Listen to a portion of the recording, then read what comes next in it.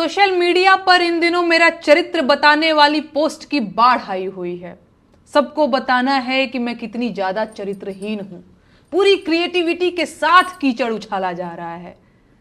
Edited तस्वीरों का पूरा एल्बम घूम रहा है और एडिटेड फोन कॉल से लेकर अफवाहों तक का बाजार खूब गर्म है। कुल मिलाकर सबको मजा आ रहा है।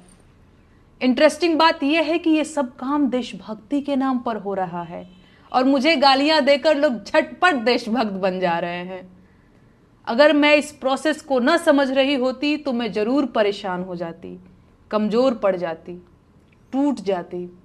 लेकिन इन फर्जी देशभक्तों के लिए बुरी खबर यह है कि मैं खूब समझ रही हूं कि इस वक्त मेरे साथ क्या हो रहा है और क्यों हो रहा है। मैं इस सरकार से सवाल पूछ रही हूं, लेकिन सरकार के पास मेरे सवालों का कोई जवाब नहीं है, तो बदले में मुझे गालियां दिलवाई जा रही हैं। सवाल पूछने वाली लड़कियों को रोकने का सबसे आसान तरीका यही तो है, उनके चरित्र पर सवाल उठा दो। बेचारी डर जाएंगी। न डरे तो वैश्या बोल दो, उनके घर वाले डर जाएंगे और उन्हें चुप करा देंगे।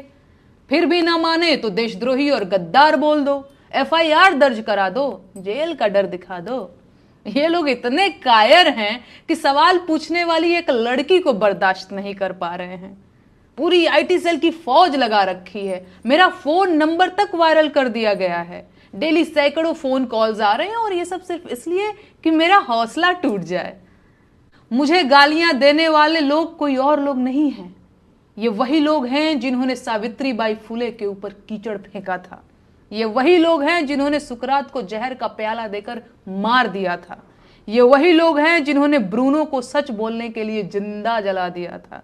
ये वही लोग हैं जिन्होंने मीराबाई राठौर को जहर देकर मारने की कोशिश की थी। ये वही लोग हैं जिन्होंने माता सीता को अग्नि परीक्षा देने के लिए मजबूर कर दिया था। ऐसे मूर्ख और धूर्त हर युग हर जमाने में हुए हैं और मैं इस परिदृश्य को बहुत कायदे से समझ रही हूं। इस जमाने के मूर्ख और धूर्त मुझे चाहे जितना अपमानित करें, प्रताड़ित करें, मैं हारने वाली नहीं हूं। वो मेरा जीवन ले सकते हैं लेकिन मेरा हौसला नहीं तोड़ सकते। सुकरात अगर जहर का प्याला न पीता तो मर चुका होता, पर सुकरात आज भी इसीलिए जिंदा है क्योंकि उसने झूठ बोलने के बदले जहर पीना स्वीकार किया। मैं इस देश के लोकतंत्र को बचाने की लड़ाई लड़ रही हूं। आम जनता के उन मुद्दों की लड़ाई लड़ रही हूं जिन्हें सरकार में बैठे लोगों ने पीछे धकेल दिया है। इस देश की जनता को रोजगार चाहिए सर, महंगाई से छुटकारा चाहिए, अच्छे स्कूल और अच्छे अस्पताल चाहिए, अस्पतालों में डॉक्टर और स्कूलों में शिक्षक चाहिए। आम जनता को हिंदू मुसलमान और मंदिर मस्जिद के झगड़े नहीं चाहिए। लेकिन इस सरकार ने आम जनता को सिवाय झगड़ों के और कुछ नहीं दिया है।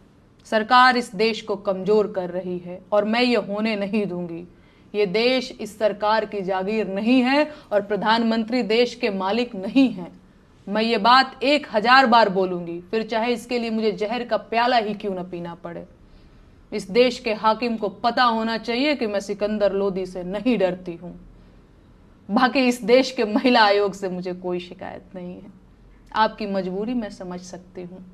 भाजपा के नेता महिलाओं पर जिस मुखरता से बयान दे रहे हैं उसे देखकर मैं आपकी हालत का अंदाजा लगा पा रही हूं। तो आप लोग अपना ख्याल रखिए। नमस्ते जी।